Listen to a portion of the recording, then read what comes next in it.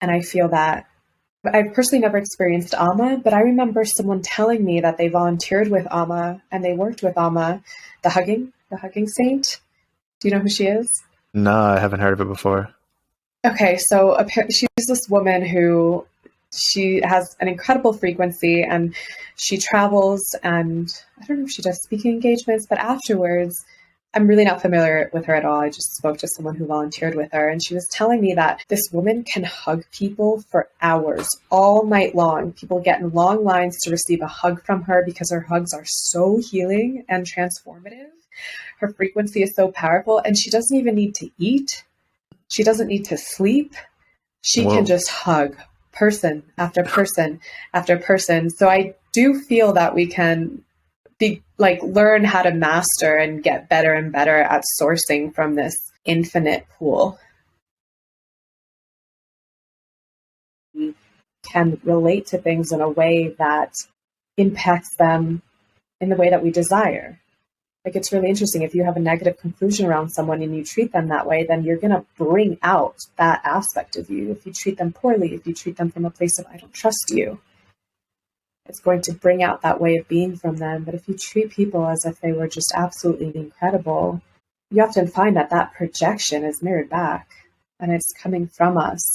And the way that we relate to things, whether it's the podcast that we're recording, our creative project, or other people, impacts how that very thing relates to us and how it shows up for us and what is co-created between us. Because ultimately our experience of people is not who they are, it's a co-creation between us and that person. Right, which Same with there's an inner, podcasts, same with, yeah. yeah. And let me see here. You were saying it's a co-creation. And this is kind of coming to something I've been thinking about lately, right? Where there's this level of, you know, if I believe something, everything's possible, right? From my personal perspective, everything's possible. Yet it seems like there's a constraint of the collective conscious of humanity at a whole, where, you know, there's, and maybe this is a limiting belief on my behalf, but there's this bounded nature, and I'm not sure why I'm going down this rabbit hole. Maybe it was just what was called to me, but it feels like there's, you know, I truly believe like that anything's possible from my personal standpoint, right? But then it feels like that there's this boundedness on the collective consciousness of everybody else on planet Earth, maybe throughout the universe. I'm not sure where I really sit on that. How does that resonate with you? This idea that our perception is only bounded by the collective consciousness at a whole, which could then feed the idea of why we're here to serve, so that we can expand our awareness as a collective, such that we're able to raise our awareness and enable the individual to do even more than once was thought possible. That totally resonates, because it is, from one perspective, true that anything's possible. And yet we are creating in a world that has other people and other influences and impact from others. And really, everything is not possible for us until everybody is embodying this truth of believing this truth that everything is possible. Because what we believe, we inevitably project onto reality, and it becomes true for us. So if we're in a relationship with someone and we believe anything is possible, but that other person doesn't, we're limited by that. That's a good way to put it, because I've also kind of seen this in my own world, where it's like, well, maybe I should just, oh, we're talking about like manifestation and like things coming in divine timing, you know, Yeah. or even as you're pointing out, maybe it's not in my highest good that those people, I ever have a personal conversation with them. And there's comes down to the trust of, I just need to trust that the universe knows and puts in my alignment who is the best person for me to interview or talk to at any given time. Absolutely. I had a really challenging relationship for 2 years, incredibly challenging. And there was a lot of self-reflection that I did, asking myself, how did I manifest this? Why am I manifesting this? What I really want is this other relationship that feels like this, that's harmonious, that feels like divine union, that's so beautiful.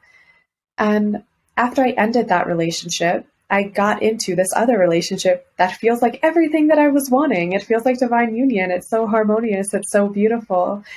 And upon reflection, I realized that there's no way I could have co created this divine union type relationship, appreciated it, received it, shown up for it without all of the experiences I had in that challenging relationship. There's just no way. I also, one of my biggest manifestation goals and dreams of 2021 was I want a beautiful house on Maui. And it just wasn't manifesting. It wasn't happening. I was like, but I'm like magical in my manifestations. If I want something, it kind of is because it's meant to be and it often happens. But in this one regard, it wasn't happening. And it was not happening in ways that didn't even make sense. Like a realtor would be like, yeah, we love you. Okay, great. And then suddenly, I'm so sorry. The owner changed their mind. It's like, what? And then I ended up traveling to Peru, falling in love. And now I'm applying for my Peruvian residency. So it feels like whenever something has really not worked out the way that I wanted from my mind, from my limited perspective, I could have never foreseen that I would have ended up living in Peru, which is the state that I want to be in. It is extremely painful for me. It hurts. I hate it when I'm not in that state. But in the relationship, I realized I couldn't make me being in that state dependent upon how he was showing up. So then there might be a paradoxical answer here as well, so my last relationship, I'm in between relationships right now. My last relationship, I saw that there were those triggers like you're talking about. And I even saw times where I invoked triggers in her. So where comes that line, right? And I think what I'm approaching here is that line of understanding when to move on versus, oh, this is therapeutic and healing. Because and I don't want to put words in your mouth, but the way I'm interpreting this is that you needed to experience these triggers to learn how to hold space and hold compassion for these deep wounds. So at what point does it become, okay, I learned my lesson of learning how to hold the space for this and I need to move on, versus, well, I'm just going to keep holding the space for this negativity? Yeah, that is a brilliant question. It took me a long time to get there and a lot of Akashic record readings, as well as some Wachuma ceremonies when I got here in Peru. And I'll speak to my personal experience. It felt like my own Akashic record readings for myself were at first encouraging me to continue learning, to continue receiving. And then after some time, encouraged me to recognize that this was the nature of our dynamic and that I was orienting myself to it as if there were infinite possibility, as if anything were possible.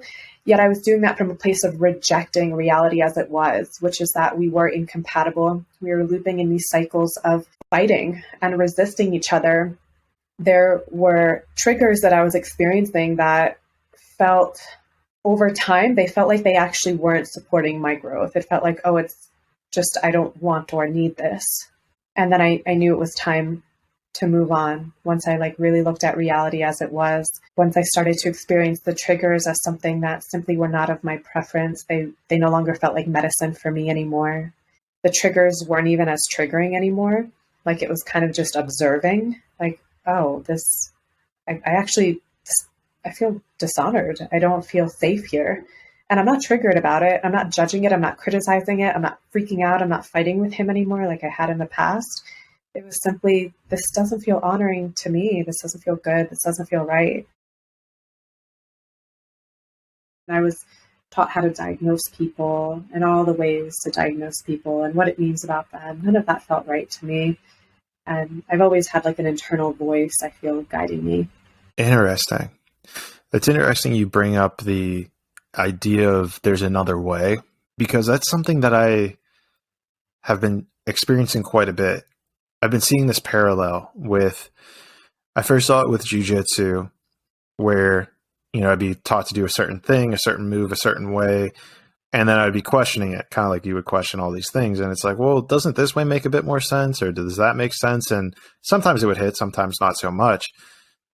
And then I'm also now seeing the corollary with even this girl that I met with on Monday who was talking about opening up your pathway to the Akashic Records, where she was taught in a very strict format, like you can only do this at this time of day, or you can only do this after X times of using certain substances, or you have to get explicit permission in this situation, or usually there's like a mantra associated with opening it up, and there's like a very explicit way to do it.